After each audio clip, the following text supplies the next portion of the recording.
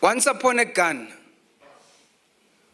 bullets had the best lullaby for putting my people to sleep. And just like goodbye hugs, all it took was to squeeze the trigger, but ironically the big bang that followed was not of creation, but ensured a bed 6 feet deep where one could rest in peace.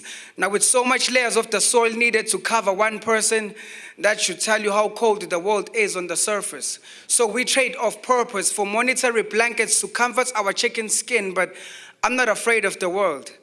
I'm just afraid of getting used to the sound of my mother's fears. They have a way of reminding me of what I'm not, which is everything she is to me, because even though poetry makes sense to me, it fails to help me inject fats to the hand that feeds me.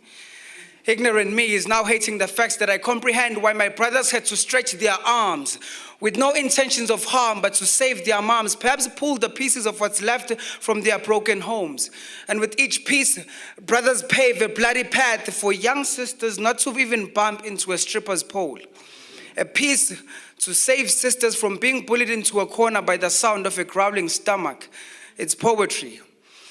How the purest of motives could give birth to such actions, but we never snap, for ghetto fractions divide us. I used to point fingers, judge my brothers from a distance for destroying society, but that was before these hands felt the heat from the tears of my crying mother. And that was when I realized that the worst shoulder to cry on is the one that's carrying a school bag, because it might just drop the bag if the bag has nothing to provide for today. Because in the township, tomorrow remains a religion only for those who were born with a silver spoon in their mouth. And I'm sure that life would be a fun competition if there were no deadlines on when I should become a breadwinner. And by the way, how can I believe in tomorrow when my father had found greener pastures elsewhere? And instead of leaving, he chose to be on our face to constantly remind us on what we have lost. Feeling less important to him was nothing compared to how my mom felt. Useless, blaming herself for his actions. And from her actions, I could tell that she's regretting. She's regretting something that she does not even know. Just like perfectly imperfect beings, I find beauty in choking, because it's never the truth if it could easily be swallowed.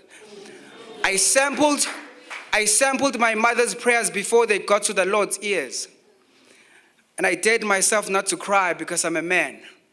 But somehow the thought of hating my father overcrowded my mind, resulting in brain sweat dripping from my eyes.